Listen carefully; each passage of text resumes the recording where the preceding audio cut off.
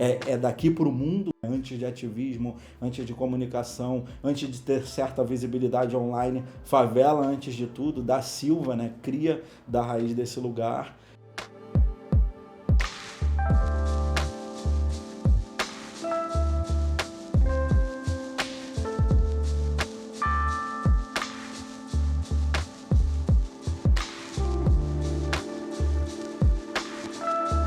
Me conhecem como Tux, que é o meu apelido, mas o meu nome é Tuane Rodrigues Nascimento, Rodrigues da minha mãe, Nascimento do meu pai, dos quais eu não herdei só sobrenomes, eu herdei também o time, o Flamengo até morrer, e também a fé. Fui nascida e criada como uma menina cristã. Também sou da Vila Operária, o lugar onde eu nasci, onde minha família cresceu também.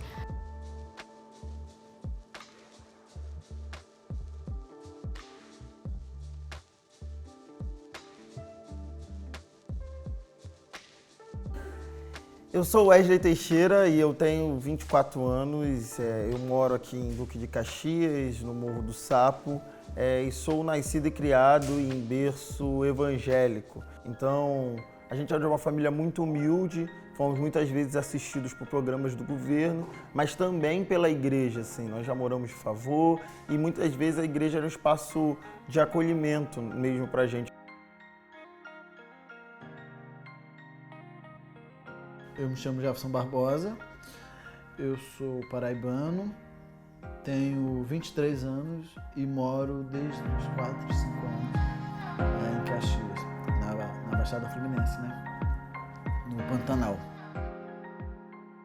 Eu sou Salvino e esse é o lugar onde eu cresci. Essa é a Praça dos Garimpeiros, aqui na Cidade de Deus, o lugar que sempre me abraçou, que sempre me recebeu e desde sempre me criou, né?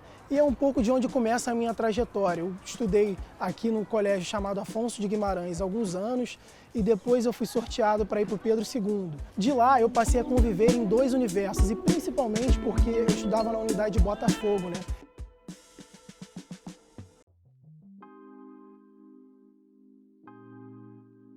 Bom, eu sou Raul Santiago, eu tenho 31 anos, moro aqui no Complexo do Alemão, né, a vida inteira.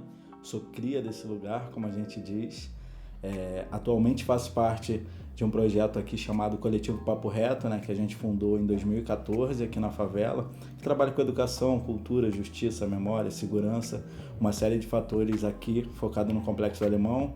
Também coordeno um projeto chamado Movimentos, né, que é um conjunto de juventudes de diferentes periferias do Rio de Janeiro conectadas com outras periferias do Brasil, discutindo uma outra política sobre drogas. Atualmente faço parte da Assembleia de Membros da Anistia Internacional do Brasil e fundei um projeto do final do ano passado, em 2019, chamado Favela e ODS, para discutir os objetivos globais para o desenvolvimento sustentável a partir também da favela, e integro o Perifa Connection, né, que é esse espaço sobre o qual a gente vai falar hoje. Sou cria aqui dessa favela, parte da minha formação vem desses becos e vielas, né? Então eu costumo falar para as pessoas, eu não passei pelo ambiente universitário enquanto estudante, mas quando eu me envolvi com a universidade foi mais para falar sobre o que eu vi, o que eu aprendi, as leituras que foram me construídas dentro da favela, né? Então eu digo que eu sou formado em ruologia e pós-doutorado em ciências periféricas. Sem dúvida, a igreja foi um berço que me permitiu achar um lugar para falar, por exemplo. Então, logo pequeno, com os 4 anos de idade, eu já pregava. É um ambiente que me formou com valores que eu levo até hoje, para uma fé libertadora. Na verdade, a fé que eu acredito é uma fé que está ligada à missão integral no mundo de justiça social, né? É um pouco isso que me leva a lutar por igualdade, lutar por justiça, lutar por perdão, misericórdia, lutar por solidariedade, valores bem diferentes desse mundo individualista que coloca o dinheiro acima de tudo. Por isso que a defesa do Estado laico também é muito importante para garantir todas as formas de manifestações religiosas. Eu sou estudante de jornalismo, sou repórter, né? E desde 2013 faço parte de um coletivo que é o Voz da Baixada, que tem uma construção de mídia comunitária para fazer a disputa de narrativa sobre o que é a Baixada Fluminense. Então, Sem dúvida, os meus 12 anos de idade foram um marco e um divisor de águas assim, na minha vida, porque foi quando eu conheço o Grêmio Estudantil no Colégio Estadual Irineu Marinho. Nós refundamos esse Grêmio. E aí a gente queria melhorar a escola, porque a escola não é atrativa, né? Ela mais se parece com fábricas ou prisões, com as suas grades. Foi quando eu começo a ver as reivindicações dos professores fazendo greve por qualidade mesmo da educação e do próprio trabalho deles, né? Os direitos deles. E também via as manifestações e participava do Edson Luiz, que foi um estudante morto na ditadura militar no 28 de março. E foi assim que eu fui tomando gosto pela luta e onde a gente se encontrou, eu e Jefferson, na luta do movimento. Ele era de uma escola, eu de outra, a gente se juntou. Só que a gente percebeu que quando terminou o ensino médio, nós não entramos na universidade. E aí a gente precisou desenvolver espaços para a gente conseguir ocupar esse espaço do poder, do conhecimento, que é a universidade. E aí a gente foi fazer um pré-vestibular popular chamado Mais Nós. Foi assim que eu passo para a UERJ para fazer pedagogia e ele também passa para a PUC para fazer jornalismo. Minha mãe era uma dessas pessoas que integrava muito assim a rua. Lá em casa ficavam guardadas as redes, as coisas de brincadeira. E aí minha mãe ela vem a falecer com 25 anos, quando eu tinha 9 anos. E aí meio que a rua deu essa esfriada, assim. E isso também se perde um pouco, assim, na minha vida, assim, a vivência da comunidade ali um pouco na Vila Operária, né, como um espaço de lazer e de convivência. E eu acabo me aproximando muito mais do espaço social, que é a igreja. Além da questão religiosa, né, ela afeta muito no meu lado social. Porque é na igreja que eu aprendo a falar, né, logo com 9 anos, né, eu preguei pela primeira vez, minha igreja tinha cerca de 300 pessoas, e aí eu começo a pregar, eu começo a cantar, eu começo a fazer aula de piano, apesar de hoje não tocar, porque eu era rebelde, queria tocar mesmo, era bateria, apesar de meu pai não ter deixado, e começo a fazer diversas atividades, sou uma pessoa que eu quero participar muito de tudo, então, querendo ou não, a igreja me deu essa visão de que existia uma vida para além do que eu olhava ao meu redor, né, daquela realidade. E a partir disso eu consigo pensar em fazer um ensino superior e aí eu começo a correr atrás de bolsas, de escolas e graças às cotas, assim, eu preciso falar, agradecer a luta de Jurema Werneck, Lúcia Xavier, Sueli Carneiro, as mulheres, Vânia Santana, as mulheres negras que tomaram a frente e efetivaram as cotas raciais, assim, eu não estaria estudando direito no FRJ se não fossem as cotas raciais de fato. E aí eu chego na universidade com uma expectativa e com uma ideia muito diferente, assim, do que seria a minha vida, né? De que seria um espaço de exclusão total, o que muitas vezes porque a universidade foi feita para isso, mas ao mesmo tempo tiveram amigos que me receberam, tiveram pessoas devido às cotas, eu entrei em 2015, 2013, né? Já tinham entrado algumas pessoas negras na universidade, então eu me senti muito acolhida a partir delas e pessoas também faveladas, eu vi que tinha gente de Caxias, tinha gente da Zona Oeste, tinha gente do interior do estado. Então isso foi muito importante para mim, né? Me sentir acolhida.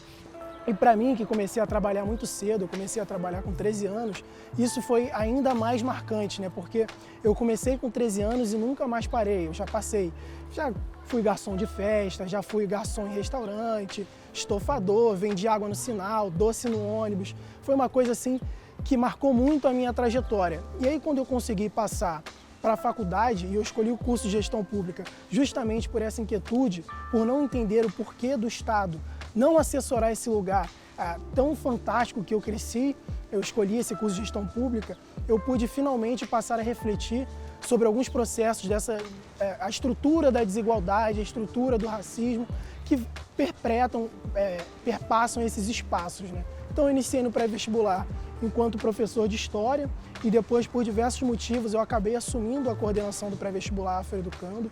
Passei 2 anos enquanto coordenador desse curso, nós tivemos dezenas de alunos aprovados em instituições públicas e privadas e nesse momento eu me desliguei do pré-vestibular para tocar outras iniciativas, concomitante a isso. Eu já havia fundado o Projeto Manivela, que é uma iniciativa de jovens universitários para ajudar lideranças de favela a acessar os equipamentos públicos, como acessar a Conlúbio, como acessar a CEDAI e vários outros espaços.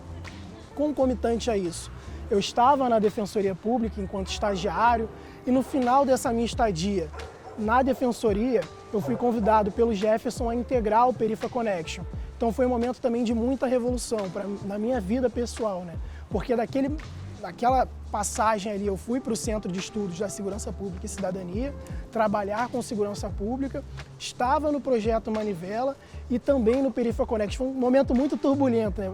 E depois desse 1 ano no SESEC, eu fui convidado a retornar à Defensoria Pública, só que dessa vez enquanto servidor da Defensoria. Foi um prazer enorme, porque para mim representou um reconhecimento de todo o trabalho que eu havia feito durante todo aquele tempo, né? Eu sou muito feliz de poder devolver, mesmo que minimamente, para o lugar onde eu cresci, tudo aquilo que eu recebi. Pegando uma linha do tempo, né, da minha realidade, eu vivi um Complexo do Alemão antes de ter hypado, né, de ter virado um local de certa forma cool para algumas pessoas. Então é um lugar onde de 2010 praticamente para trás, para eu procurar um emprego, para eu fazer alguma coisa, muitas vezes eu tinha que negar o meu endereço, é uma violência, né? Eu não podia dar o endereço do lugar onde eu vivo para conseguir avançar na sociedade. Então nesse cenário eu me torno um comunicador, né, e vou começando a ter rótulos que a própria sociedade me coloca. Então isso é muito curioso. Eu tento não nomear o que a minha caminhada vai me apresentando, mas muita gente me chama de ativista de direitos humanos, ativista do clima, jornalista periférico, vários nomes, mídia ativista, né? Então vários nomes vêm surgindo a partir de como eu fui me posicionando na sobrevivência das relações que eu fui construindo e na luta de tentativa por garantir direitos para esse espaço, né?